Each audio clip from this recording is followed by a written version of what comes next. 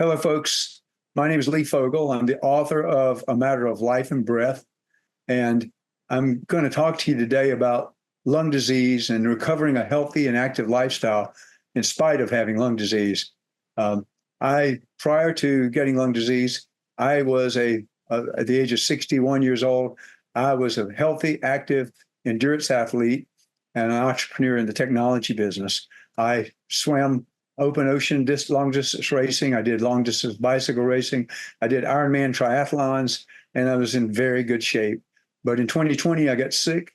2 bouts of pneumonia later, I was diagnosed by a pulmonologist with a very advanced case of what they called end stage pulmonary fibrosis. It's called idiopathic pulmonary fibrosis because they don't know the exact origin of it. And I still got that. As you can see, I'm wearing a cannula. I still use oxygen, but I live a very healthy and active lifestyle today.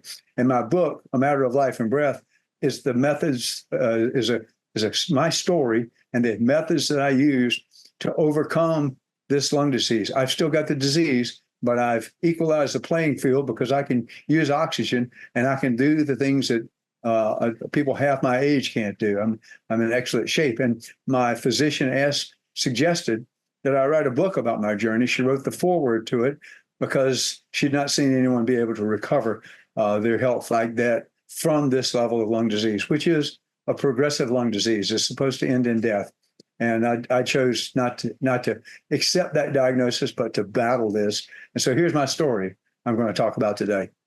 Now, there are hundreds of different types of interstitial lung diseases, and your disease may be different, but the principles that I've used are very basic health principles that apply to a lot of different diseases. You may have different results than me. So what should you expect in this presentation today? Well, you're going to see the experience of someone with advanced lung disease who endured a period of rapid loss of lung function, weakness, muscle fatigue, depression, and anxiety before taking actions that halted this decline and restored overall health. You're going to see the compiled and applied information from 4 years of research and personal experimentation that was gathered from medical, respiratory, pulmonary rehab professionals, my personal research and clinical studies, medical documentation, patient discussions, and my personal trial and error, and most important, diligent, consistent practice of some principles that worked. At the end, you'll see a complete, but it's still evolving daily plan that has halted and reversed my health decline. It has stabilized my lung function as evidenced by pulmonary function tests, and it enables me to live a full and active life with very few limitations in my life. You're going to see a recommended way for you to build your own plan to improve your life and health. And bear in mind, build your own plan. Don't take my plan. My plan has worked for me, but you're going to need to build your own plan that's custom to you. And you'll need your healthcare professionals' consent as you go along for any changes you make to that. From Ironman to invalid, and how I accelerated my own health decline. As I mentioned, after a bout of COVID in January 2020, before we even really knew what it was, I later on contracted pneumonia twice that year. And in the second time, I was sent to a pulmonologist because they noticed there was something significantly wrong in my lungs and my low oxygen. I got the diagnosis after a CT scan that I had idiopathic pulmonary fibrosis and an end stage of it, meaning that I was at the nearing the end of life without a lung transplant. I was prescribed supplemental oxygen, and that was a beautiful thing at first. Those oxygen tanks brought me relief. I could breathe. But here's the problem. I mean, I'm the picture of health I had been. And now walking out in public with this oxygen tank, I never saw myself as that old guy who would be pushing a green oxygen tank. And so that was tough for me. I was very embarrassed by that. I couldn't do it. And so being embarrassed to roll a tank out publicly, I ceased activity. Now, I did try and I discovered and tried something called portable oxygen concentrators. And if you are living with lung disease and you have a version of it that is not as extensive as mine, you may be able to use those small devices that can be carried over your shoulder like a purse, and they provide enough oxygen. But for me, they didn't work. They weren't enough. And so being insufficient, I went back to the sofa. I could walk very little. The less exercise I did, the more I just became completely sedentary. 11 months of that meant that my breathing muscles had practically atrophied because oxygen from a cannula can give us enough to survive, but we're not using our chest and our rib cage and our muscles to breathe any longer. So those muscles that are vital for our health are just, they're not being used. And as a result of that, I ended up with very poor lymph flow, leg swelling, things like that. And worst thing is 2 pulmonary embolisms. Those could have been life endings and ending in and of themselves. I had muscle wasting. I went from 185 pounds of very fit musculature down to 150 pounds of sort of emaciated looking. And along with all that, there's depression, there's fatigue, and there's anxiety. I couldn't get in an elevator because I was feeling I couldn't breathe in an elevator. I had this oxygen anxiety. I couldn't get in the shower sometimes. It was so difficult to think about taking this oxygen cannula off to get in the shower. It was difficult. And so all that added up to the less I moved, the less I could move. I just became weaker and weaker. I read a book by Noah Greenspan about interstitial lung disease and pulmonary health. And he described in that book the exact situation that I was going through, that decline of lung function and the decline of overall health because of inactivity. And that was a major turning point for me because I recognized that inactivity is a guaranteed way for me to continue to decline to death. Now, for some good news, there's something I call the flywheel of recovery. And if you're not familiar with a flywheel, there's a picture of one. It's a big, heavy wheel that operates on Newton's laws and principles of momentum. And there's one in the engine to your car and in most industrial machinery. They're used everywhere. The concept of a flywheel is little small pushes that turn that flywheel and get it spinning. Once that flywheel starts spinning, it sustains a tremendous amount of energy in its momentum.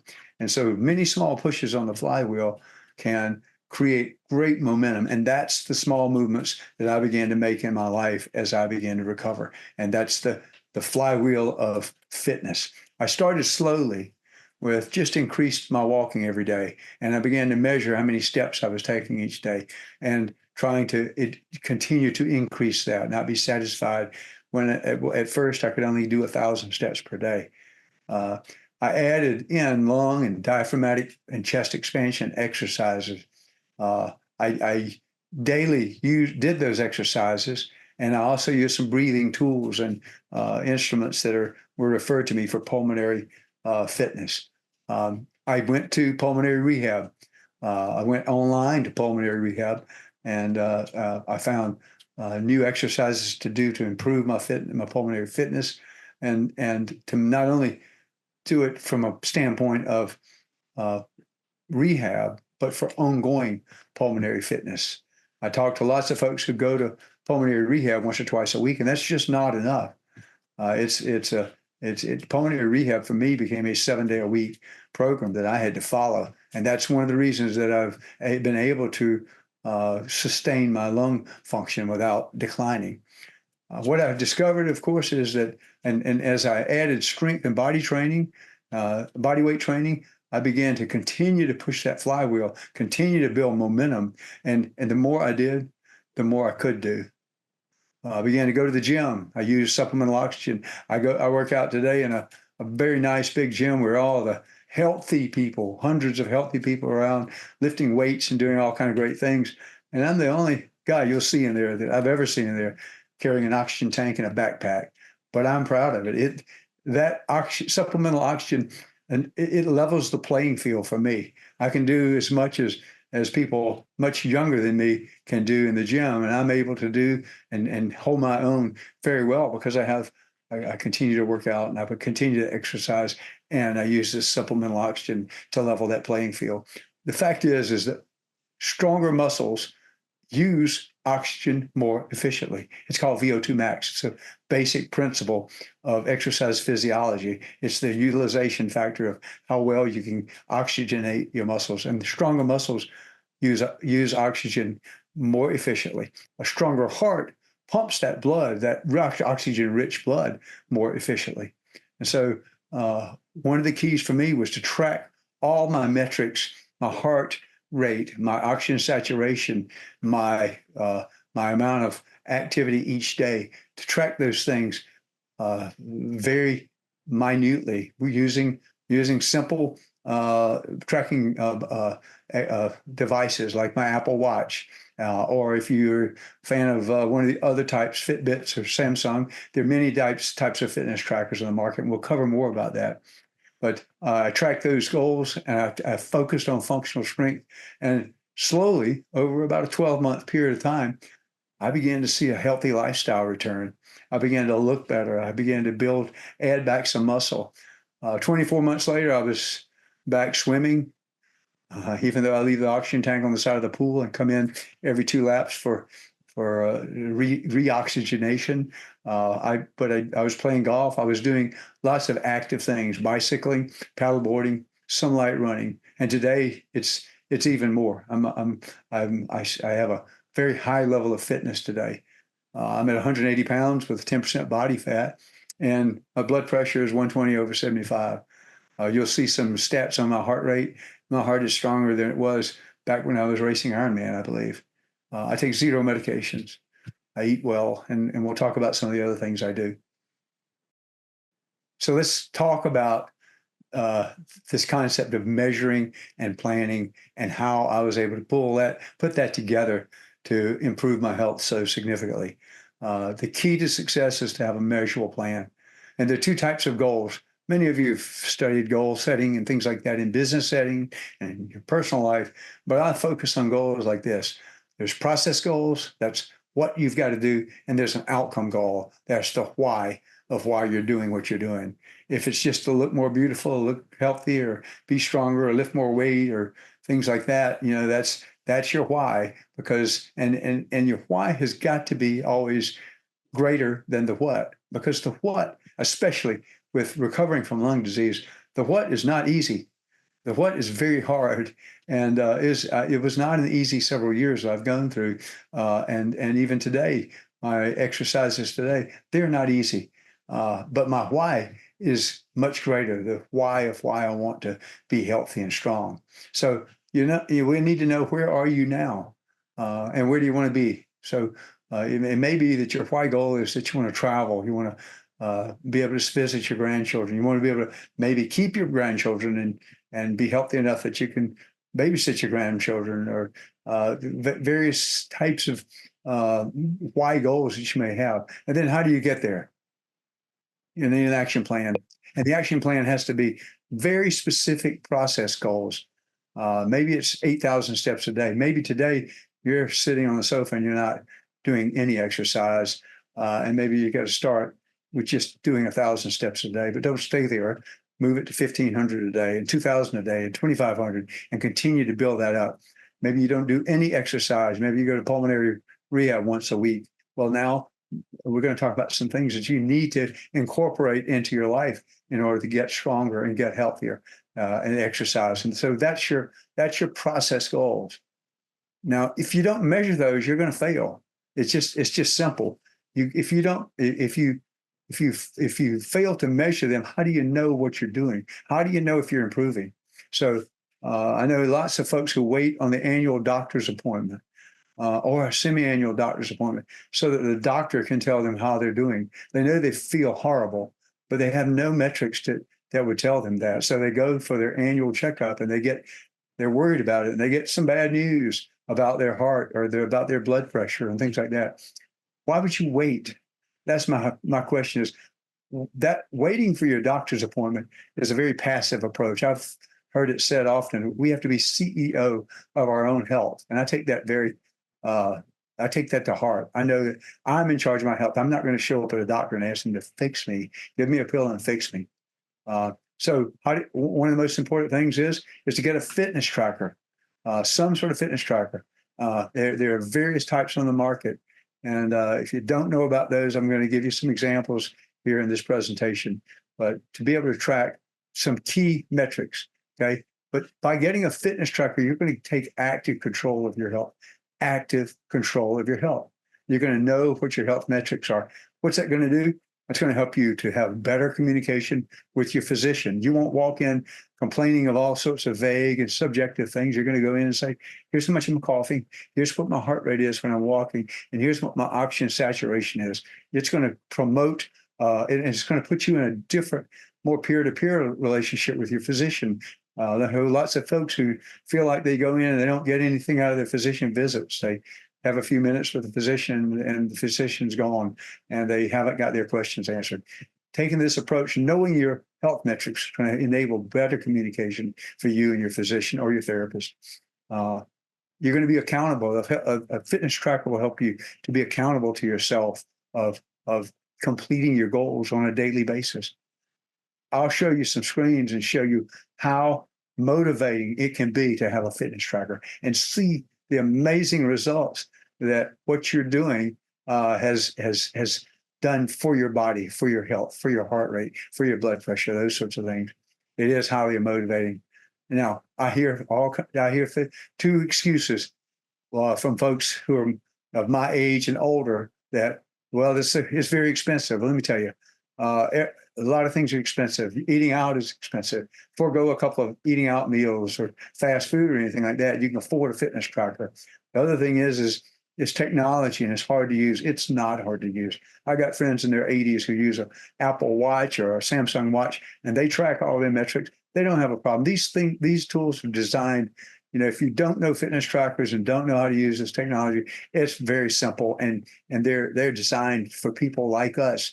That we don't want to become gurus or technology nerds. I sure don't. And it's very simple. Okay, so those are poor reasons. So once you get your tracker, what are the key measures you want to track? Well, the most important to me is the heart rate. I want to know, what's my resting heart rate? What's my walking heart rate? I'm going to show you some examples of how that has worked over time. And I've been able to use that information to continue to refine my exercise to improve my heart strength. So we want to know exercising, sleeping, step counts and time. We want to know what's our maximum heart rate. You should check with your physician on this. A good rule of thumb that most people, and I've followed this for many years, is that your maximum heart rate is 220 minus your age. So a 70-year-old has 150 max heart rate. You don't want to exercise above 150, and you don't want to exercise close to it too often. So the idea is to exercise, and we'll talk about that when we look at the exercise pyramid in a moment, about where you'll spend your time exercising in order to build the most cardiovascular strength. Okay. We want to also measure our oxygen saturation. A number of devices on the market that will enable you to measure your SpO2 while you're sleeping. It's more difficult to measure while you're active, but while you're at rest and sleeping, most devices, my Apple Watch measures mine. Just know that everybody, including athletes, get short of breath. It's not, lots of folks panic when they get a little short of breath. Well, that's possibly because you're deconditioned. As you become more conditioned, as you become healthier, become stronger, there's going to be less shortness of breath. So just know that every time you experience shortness of breath, pay attention. Is your heart rate okay? And is your oxygen saturation okay? And recover. And there are methods to recover, but also let it be an incentive to continue to exercise, because shortness of breath gets less and less the stronger we become. Even the Olympic athletes that we see and the NFL football players get short of breath. Everyone, when you're under extreme exertion, gets that way. The last thing I think is very important is a digital spirometer. These are devices. I use one off of Amazon. It's $35. And when you go to your pulmonary, if you're a pulmonary patient with a pulmonologist, they're going to order annual pulmonary function tests. And I know folks who are really concerned about those tests. They're apprehensive. They're scared. Well, why? you should know where your lung function is. In my opinion, I know exactly. I've tracked my lung function, my pulmonary, my accessible lung capacity with the digital spirometer. I record it every week. I've got a graph that shows my lung function over the last 3 years. So when I go to the physician, I know before I do the test what my results are going to be. It's not some surprise where I'm worried about it. And this is so simple to do. I can't believe that more people don't do it. It's just one of those things. It's one of these habits. Um, and that's just the closing for this slide for me, just to reinforce that the cost of good habits is a present day cost. That means you're going to put in some blood, sweat, and tears. Maybe not blood, hopefully, but some sweat and maybe some tears, because it's hard sometimes. In order to recover our health and to maintain our health, it is a present day cost. And that cost may be not eating the wrong kind of foods and walking every morning and sweating sometime during the day, to exercising with strength training. That's the present day cost. But the cost of bad habits is a future cost. And that future cost looks like hospitalization, declining function, declining lung function, more medication, more problems, all those sorts of things. So I choose to pay the current day cost, and I hope you do too. So now let's talk about the optimal exercise pyramid. I've designed this so you can see it as a pyramid. It's very simple. But here's a note that I want to talk about first. Pulmonary rehabilitation is something we're sent to often by the pulmonologist once we get a diagnosis. And it's that initial boot camp of assessing where we are in our pulmonary fitness and in our overall fitness, and it's in a safe environment. So if you haven't been to pulmonary rehab, I would strongly encourage you to go. I went to pulmonary rehab early on, and it gave me an understanding of my metrics and what was a safe range for me to begin to operate in. So I recommend that before you attempt a major workout program. But there's some things that you can be doing. And certainly one thing to remember, pulmonary rehab is not just something you do and you're done. You go to a few times for 6 weeks, you go twice a week, and you're all done. No, to me, it's 7 days a week. Whatever exercises you learn need to continue.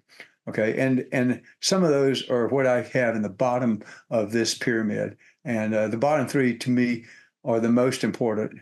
And they build on the activity required to get to the top three levels of this pyramid. But let's start with the first one. And that's walk every day. There are no days off. I take no days off. There may be an exercise day off. You may not go to the gym. You may not work out one day, but walking every day. And there needs to be a goal every day. So start where you are. You may not be at a high level of walking. You may not be walking 5,000 steps a day. You may be walking just to the restroom and to the kitchen and things like that. Well, count your steps and begin to walk more. Start where you are, 500,000, and begin to increase every day if you can. I do things like a meditation walk. I do breath training when I'm walking. I try all sorts of things to make walking interesting. I also walk my dogs when I walk. And so every day, I started at 1,000 steps a day. I remember celebrating when I got to 5,000 steps a day. Today, my average is about 11,000 steps a day. And that's over 4 miles a day that I walk. And I love that. It's such a healthy exercise for us. So that's number one. Second item for me that's an everyday thing is the Shanghai 3 lung exercises. That's my term for the 3 lung exercises, but they come from the Shanghai Pulmonary Hospital and a study that they did, which demonstrated with a group of 100 patients over an 18-month period, a 60% reduction in mortality and as well as exacerbations. They had that maintaining lung function was a key measure from those exercises. I started doing these exercises when I found out about that study about 3 years ago, and I've done them twice a day, every day since then. I don't miss a day of that. They take about 4 to 5 minutes to do the exercise. So why wouldn't you do them? They have a very effective method of helping you to breathe more easily, more strongly, more diaphragmatically, and to be flexible in your breathing, the architecture of your breathing muscles. So it's an excellent exercise And there will be a link to the study as well as to how to do those exercises in this in the notes on this presentation. The next item for me on a daily basis is what I call the 5 Tibetans. And that's, if you Google the 5 Tibetans, now you'll see all sorts of information out there on how to do the 5 Tibetans. It's a series of 5 exercises. These are not specifically for lung function. These are for healthy aging. And I read the book about 3.5, 4 years ago about them and looked at some of the results that some of the folks, older folks who did these exercises had seen. And I said, this makes sense. It's simple. They take about 10 minutes to do. And I've been doing those also for over 3 years, every single morning. Start my days after my lung exercises with the Shanghai 3, I do the 5 Tibetans on a yoga mat on my floor. And they're simple and easy to do. And you build up to them. And those exercises will improve your flexibility. They'll improve your breathing. They'll improve your mindset. They'll improve your lymphatic flow. They are excellent, and you'll become stronger. That's a great way to begin to build pulmonary fitness, is to implement these. And don't skip a day. Just do them every day. It's like a routine. And you'll feel energized after you do them. The next item is, and this is really important. And these, now we're getting into the levels of exercise that are going to be a little more higher degree of difficulty. And this is the cardio. Everybody knows about cardio, and we need to do cardio, and all the science out there, all the longevity science, all the coronary and heart health advice out there is to get 4 to 5 days a week of an hour of cardio. Somewhere around 4 to 5 hours per week of cardio. And cardio exercise means, back to that maximum heart rate that we mentioned, cardio exercise should be done at least 70% of maximum heart rate. So that means that if you are a 70-year-old person and your maximum heart rate is 150 beats per minute, then your cardio should be done at 70% of that, which is 105 beats per minute or more. So you should walk at that pace. You should ride a bike at that pace, a stationary bike at that pace, do an elliptical, do something at that pace, at least that pace. So your walking can count there, provided it's not an ambling walk where you just, measure, you're getting a very low heart rate. I don't count my walking as my cardio because my walking doesn't elevate my heart rate high enough anymore to do that. So I count my walking as just good health and lymphatic flow. And then for the cardio, I ride a stationary bike, I do the elliptical, I do hiking, I do things like that to get my cardio in every week. The next item is getting up there, but we're getting into the point of how do we create an adaptation in the body, in the heart, and in the muscles that will improve the efficient utilization of oxygen, which is vital to us all, but especially to lung disease patients. And this is higher intensity.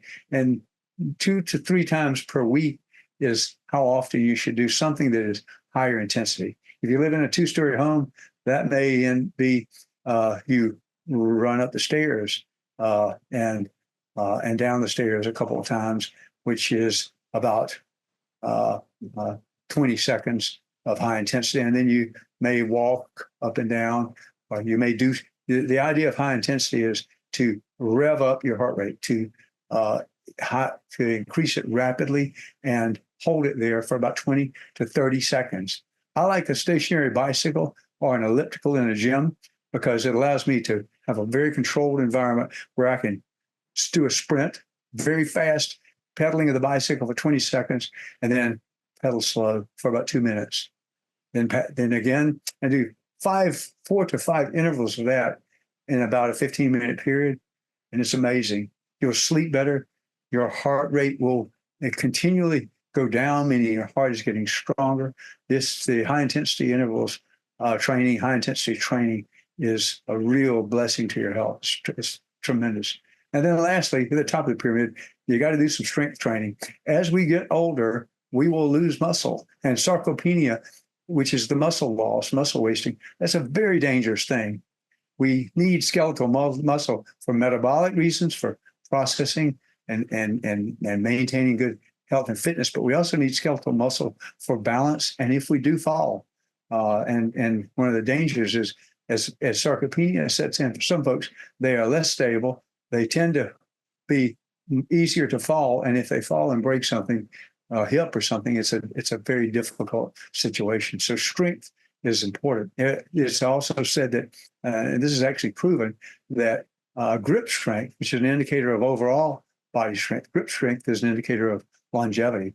And so that means you're learning functional things. You're doing functional things in a gym or at home. You can do those with, I use milk jugs of water, like 1 gallon milk jug, weighs 7 pounds. And I've got 2 of them weighed, filled with sand, and they weigh 17 pounds.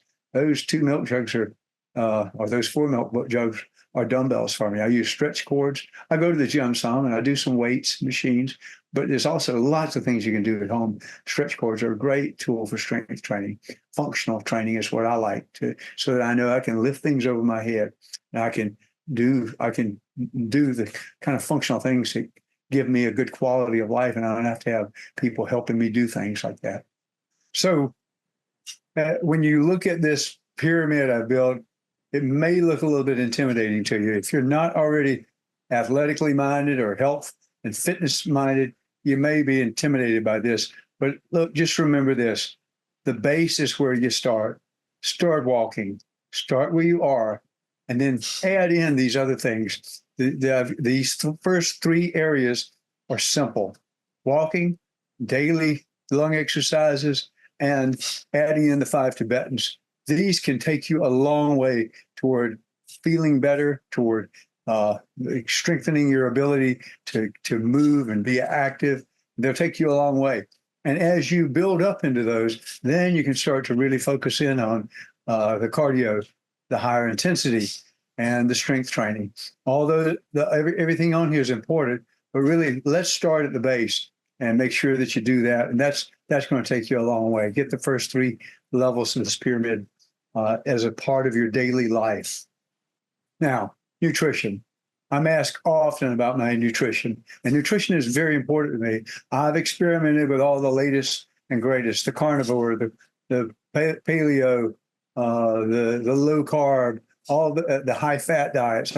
I've tried them all over many years. I've been a nutritionally conscious person all my life, and so nutrition is key. But I don't want to complicate that. This is really simple.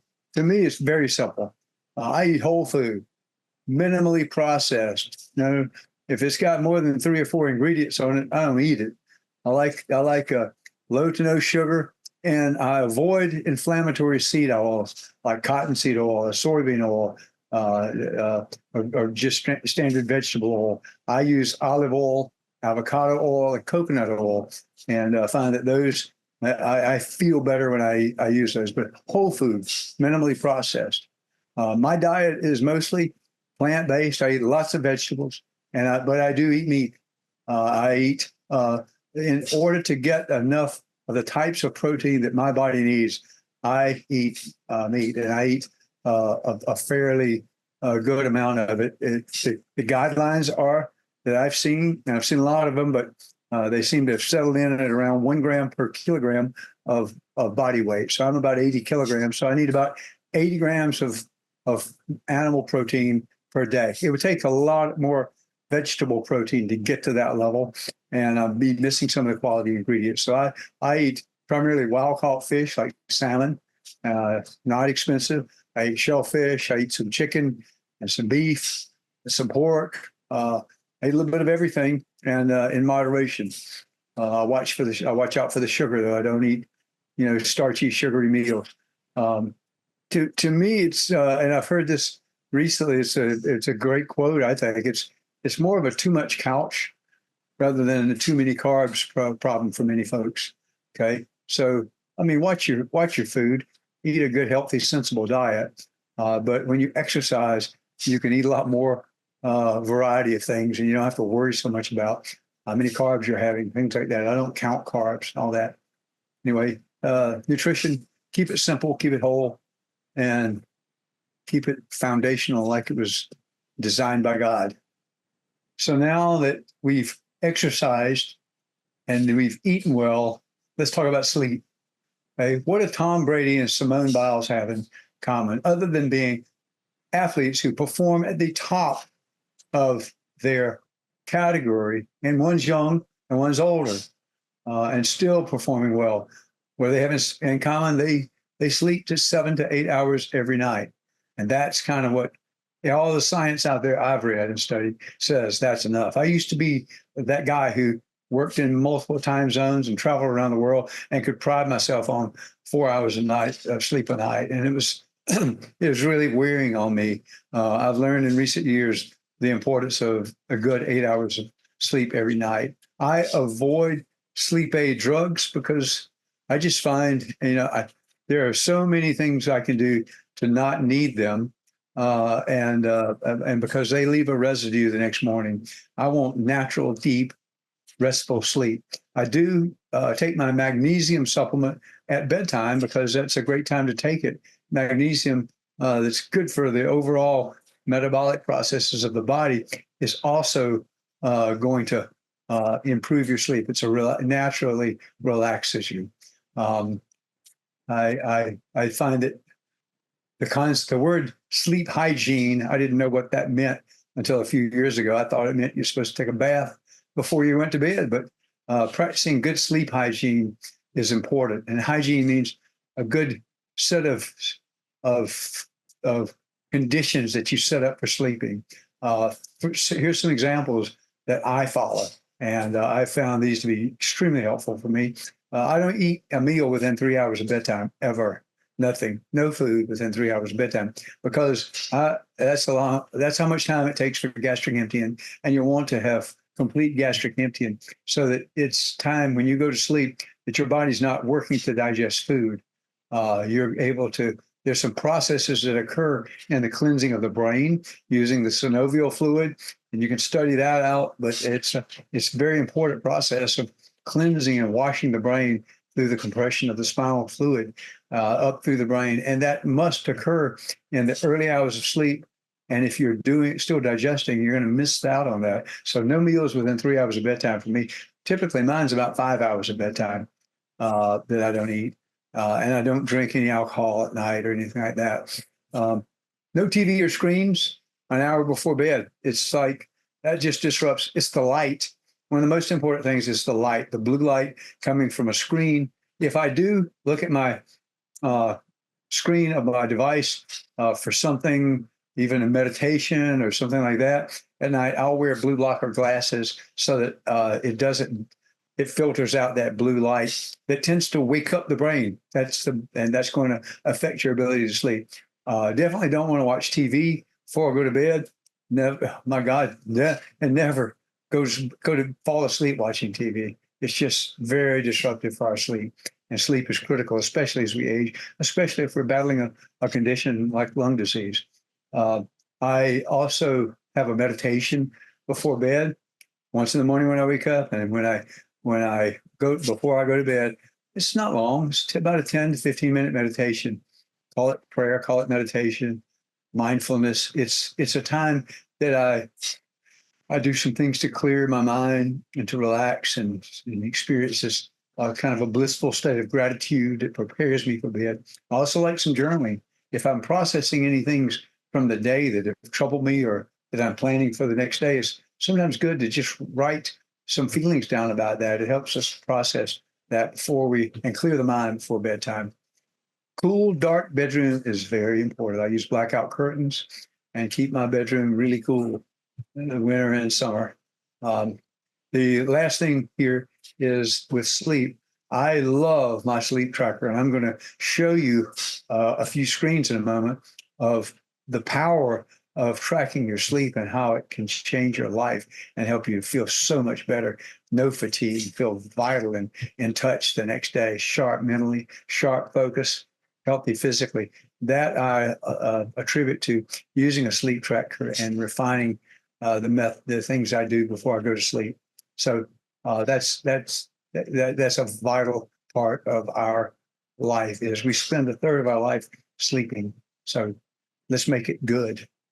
So now that we've talked about the exercises you're going to do and the nutrition and the sleep, let's look at how I implement those things into my daily life. I use a concept called habit stacking.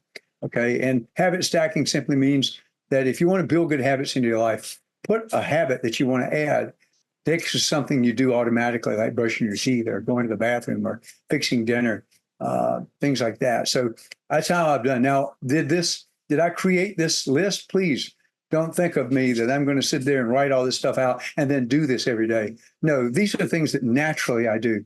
These are the habits that I have from the time I wake up in the morning, and I check my sleep score on my Sleepwatch app, which I'll show you that in a minute. It's going to be super cool. You'll see why that gets me excited to begin my day when I look at how I slept. I take a few supplements that you can find more information on those as I begin my day. And then I go on a couple of other little things I do. This is not a list on the refrigerator. I go check off as I go. These are just natural habits that I have. I do some lymphatic massage. It takes a couple minutes. I do my 3 breathing exercises. We've talked about those, the Shanghai breathing exercises. I do those for about 5 minutes. I then do my incentive spirometer, which is a nice device that I use. I don't know if you can see this, but it's a device I use that helps me to improve my lung volume. And then I do the 5 Tibetans. That's a game changer, folks. I'm telling you, do that one. And those get me ready to go. At that point in time, when I'm finishing the 5 Tibetans, my dogs already know they're creatures of habit. They know that it's time for me to get up and take them for a walk. They can tell when I'm at the last of the 5 exercises I do.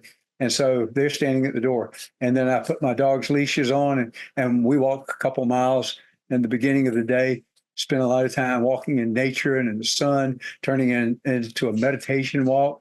And that's how I come back home from that walk. I do things like some of you have heard of ice plunging. I've got an ice plunging tub that I use, and I'll throw some ice in there for an hour and then get in and take an ice plunge.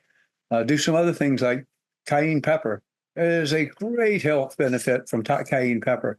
Any of these ideas that I have here, like blueberry powder, which is for the eyes and lungs, and cinnamon for the lungs, or the cordyceps that I take in my coffee, that's for the lungs. Any of those items, don't do them because I said do them. Go look it up. Look up lung and heart and brain health benefits of these particular supplements. These supplements have developed over several years, and they're not on here that I haven't done for less than 1 year. All of these, the most recent is Puer tea. So all of these, I've been doing these for a couple of years, and I've also discarded some supplements along the way because I didn't feel like they were really affecting anything. That's my day. Lots of great activities and lots of time in between for miscellaneous chores. I also volunteer for hospice. So I go out and see patients during parts of my day. It gives you a lot of gratitude. And you also look at it and say, gee, this is what the end can and will look like at some point. And it's a way to be mindful of the health that we want to maintain for as long as possible. And but it's always a blessing to see some of my patients in the hospice, especially considering the fact that 4 years ago, I really thought that was going to be my next step.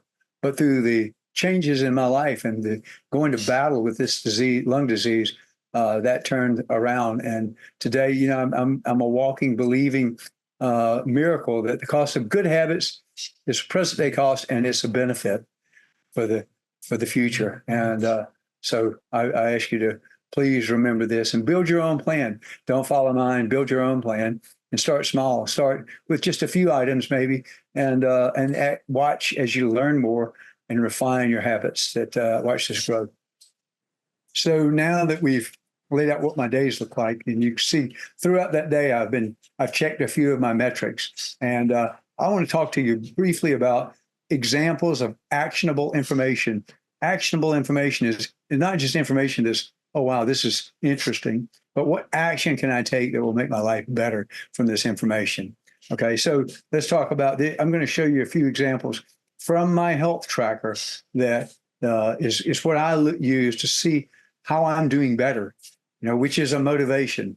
These metrics motivate my commitment and our commitment. They give us information also that we can use to refine what's working, what's not working. So the last thing on that is the technology makes this so simple. I don't have to create reports, and I don't have to dig around in computer systems, which I would go bonkers about.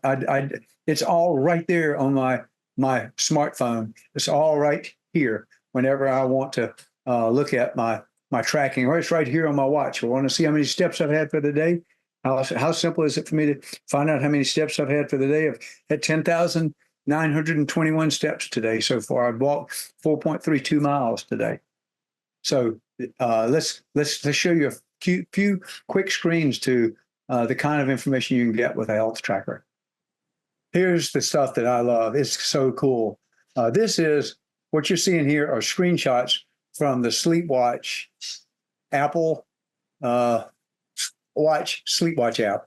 Okay, this app is available on the Google or the Android devices also. It's not just the Apple devices, and the app is extremely powerful. I check this. This is the first thing I check in the mornings when I wake up. You don't have to do anything to set it up. You just go to sleep. You go to sleep and you wake up. And when you wake up, you get to see information like this. Okay. Well, today is August 9th. What was my score for today? A perfect score for a sleep night, which is unheard of. Nobody gets there, is 1,000. And so for that night today, I had 925. Okay. There's the green zone, way up in the green zone, and there's the red zone down here. And my average overall sleep score for a period of time, 30 days, I guess, is 909. And how does it develop that information? First of all, I hit my goal. I achieved my goal of 7.5 hours here, and I get 7 hours and 55 minutes. Down here is where it shows if there was sleep disruption. See that little red mark here? That little red mark that I just circled is when I woke up. If there were multiple of those, it would detract from my score. It also looks at the restful sleep versus restless sleep. Okay. It looks at things like what was the heart rate dip? This is an important measure of health. Does your heart rate go down when you fall asleep? And this is a 30%. So it's good, green. Okay. Things like my sleeping heart rate. That night was 54 beats per minute. That's a good sleeping heart rate for a man my age. And so 54 beats per minute. Heart rate variability, if you're familiar with that, this is a good high heart rate variability. It's in the blue zone. So this is kind of a good indicator. And here's something vital to all of us in the lung disease community. What was my sleeping oxygenation? And I sleep with oxygen at 3 liters on a home concentrator. And this was 96%. That's good. Now let's look at, this is what I measure each day. And there's something about that. 925, my scores out of probably 400,000 users of this app. My score is in the 99th percentile of age group and all users. And, so my score is extremely high, but it wasn't always that high. I'll show you a picture of how ugly it was when I first started using that. And so you can see the effectiveness of this. If you look back at this, this is the trends, and this is a monthly view. This is information. It's right there on your iPhone or your Android device. You just click on it and say, what's my sleep score over the month or the week or the day? Okay. And this is a report that's available at your fingertips. And this one, let's look back here. You remember my score was 900 for that day? Well, this is in May of 2020 when I first started. I'd been sick and I first started using a sleep tracker app because I wasn't sleeping well. My score there was 229. So I've had a 4-fold increase in my sleep score, which is all those measures I showed you about. I've had a 4-fold increase, and it gradually got better each month. That's the power of measuring and having actionable information, knowing that, okay, last night I ate dinner late and I had 2 glasses of wine with dinner and some friends at 9 o'clock and tried to go to sleep at 11. And guess what? My score plummeted. So I'm not going to do that again. That's how we measure, and or the measurements help us to manage. So that's in May through November of 2020. Now let's jump over to a couple of years later, this is 2022. Now my scores have continued to climb through actionable information that I've used to adjust what I'm doing. This is up through August of 22. Now you can see that my scores are in the 99th percentile, 900 and something on average. And so over time, it's just how I've managed. Just the habits I've built have been good habits. This is vital information, and it's so helpful to just look at this every day. And you just like, it's very simple. Let's look at some other information now. Now, when things don't go so well, let's give you a picture of how this Sleep Watch app can be an early warning signal for you. So let's look here. This is my daily, my nightly sleeping oxygen saturation. As you can see, it tracks every 30 minutes. And during my sleep at night, I'm sleeping 98, 96, 97%, 96, 97, 97, 97. So 98 and a 97 about time I woke up in the morning. So great oxygenation all night long, sleeping with oxygen. But look here, what happened on this day? What happened first is I woke up in the morning and my sleep score was low. It wasn't 900, it was like 780. And I said, oh my gosh, what happened?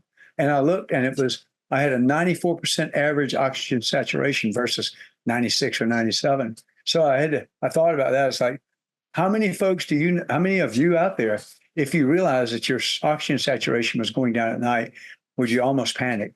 You know, I talk to folks all the time who are saying, I'm really worried about this. If I've had an exacerbation, or if my lungs are getting worse and I'm progressing and I'm declining. So what thoughts went through my head is like, oh my, what caused this? So I quickly knew that something's wrong here, because it's not bad wrong. It's just a little lower, 91% oxygen. That's unheard of for me while I'm sleeping and using oxygen. So first thing I did was checked my hoses, and they seem to be all connected all right. And I said, well, maybe it's a leak somewhere in a hose. I've got a puncture or something in it from dragging it around on the floor. And so I ran my hose through a bowl of water to see if there were bubbles. And sure enough, about a foot from the connection of my cannula, there was bubbles spewing out. I had a hole in my oxygen hose. Now, guess what? If I hadn't had the sleep tracker, I could have gone for weeks with a lower oxygen rate. It wouldn't have killed me, but I might not have felt as good in the morning. But this way, I knew something was wrong immediately, that very day, and I solved the problem. Put a new 25-foot hose on, and it was all done.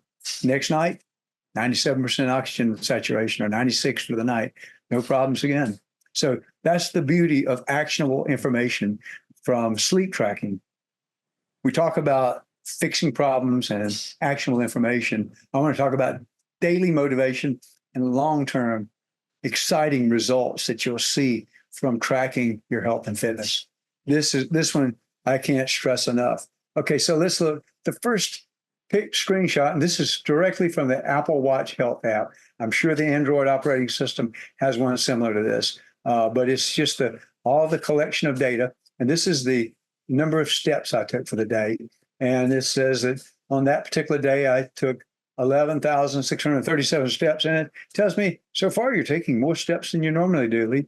It's a nice little pat on the back. It feels good for my phone to tell me that. You know, I don't have a spouse right now, so I'm no one else to tell me I'm doing good. My dog just loves me anyway. And so the app tells me I'm doing good. And that feels good. And I look down and I say, well, gee, I've actually had 11,136 steps on average the last 7 days. That's motivation. You know, I want to keep that average up. So tomorrow, I'm not going to go out here and walk 8,000 steps. I want to try to stay up on that average. Here's the most important thing, though. Look at what it does to your health overall. Now, heart rate is an indicator of health, whether it's resting heart rate or walking heart rate. The lower heart rate, unless you're on some sort of beta blocker or some drugs that will artificially lower your heart rate, walking heart rate and average heart rates are very important measures of your cardiovascular fitness and your overall fitness. Okay, so let's look at mine. This is in the year I almost died. Okay. Late 2020, I had been diagnosed with IPF, given oxygen, and I declined. I was ashamed to leave my home in 2021. And so look what had happened. Here's where my I'm sorry, this is my walking heart rate average. And you can see here that we're about 118 beats per minute as a walking heart rate by that time. That's in October of 2021. 118 beats per minute. Folks, I used to run marathons with a pretty good time, 26.2 miles. I used to run marathons like that at a lower heart rate. And here it was, I was walking at 118 beats. My average for that year, up through October of 22, was 100 beats per minute average. But you can see the more I walked, and I could show you another that shows my gradual increase of my walking and how that coincides with the gradual decrease of my heart rate as it came down throughout that year. And then we look over here to 2023 now and see that it's down to 87 beats per minute, and it gets even lower. It gets down now into the low to mid 80s. Today, it's a walking heart rate of 84 to 86 beats per minute. That's almost a 20% improvement in heart health. And this is extremely motivating, and it helps us to dial in and continue to do the things that are giving us such good health. And I know why I feel good every day, because of things like this. This is the motivation for us to continue to work hard. One last quick one. Many of us with lung disease have a coughing problem. I had an annoying cough. I tried all kinds of things. Nothing was working for it. But I didn't really have anything to communicate to my pulmonologist about how often I was coughing. I just coughed a lot. And so I got a cough tracker called Cough Pro. It's in the show notes here or in the PDF I'll send to you. And you'll see that app tracks how many times I was coughing. And when I first started tracking it, I was astounded. I was coughing 800 to 1,000 times a day. So as I began to manage that cough by identifying when I was coughing during meals, early in the morning, different times of the day, after workouts, things like that, I began to see when I cough the most. And I began to employ some methods for mitigating the cough. And those things have worked marvelously for me. My coughs, which were 800 to 1,000 a day, through tracking that, using that information and applying different methods. Some worked, some didn't, okay? But that has taken my cough down to under 200 coughs per day. I'm ecstatic about those results, all from tracking my cough. So all the information I've discussed today is in a resources PDF, the slide presentation, and the links to a number of the books and different things that I would highly recommend for your own personal research.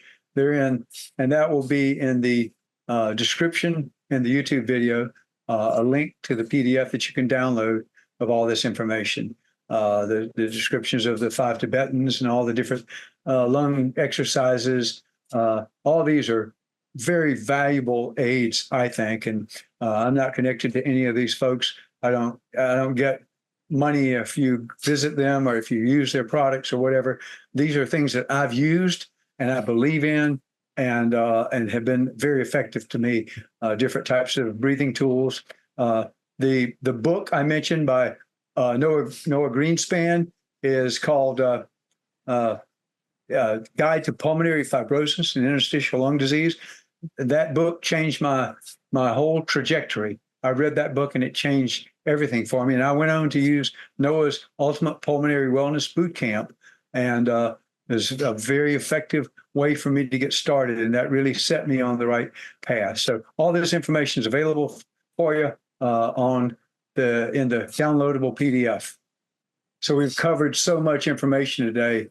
And in closing, I just want to say, this is not a life of drudgery for me, fighting and battling some disease. My life is fun. My life is full. I do lots of things. I have great social connections. I help folks in my community. I volunteer for hospice. I do a lot of things. But in my exercises, I have fun. And I suggest you vary your activities. Don't make it, I've got to go to the gym today. It's important to vary your exercises. You can see here my 6-week breakdown of calories burned or time, or whatever, they're about the same, is walking About 40% of my time is walking, uh, and and there's elliptical, there's Tai Chi, there's weights, there's water fitness, which is swimming and paddleboarding. And then there's this big category called other. And the other category is, you name it, it's archery. It can be gardening. It can be raking leaves or climbing a ladder and raking the leaves off my gutters, things like that. Those are all can count as some level of exercise. So vary your activities, have fun with that. And remember, what is your why? Ensure that you've got some clear outcome goals, that you've got a purpose and a reason to live. I mean, our purpose and reason to live is not just how many more seasons of Vikings can I watch or Succession on Netflix.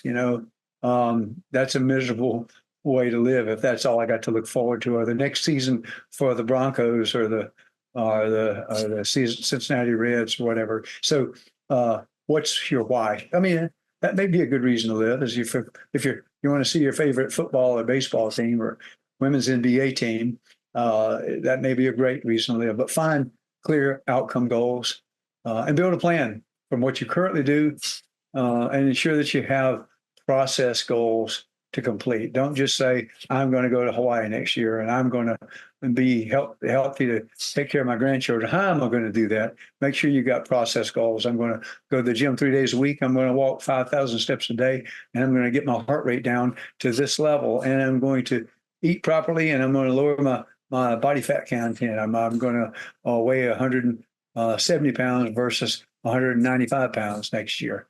Those sorts of things may be types of process goals you have. And then make a daily commitment to that plan. Make that daily commitment and to your process goals.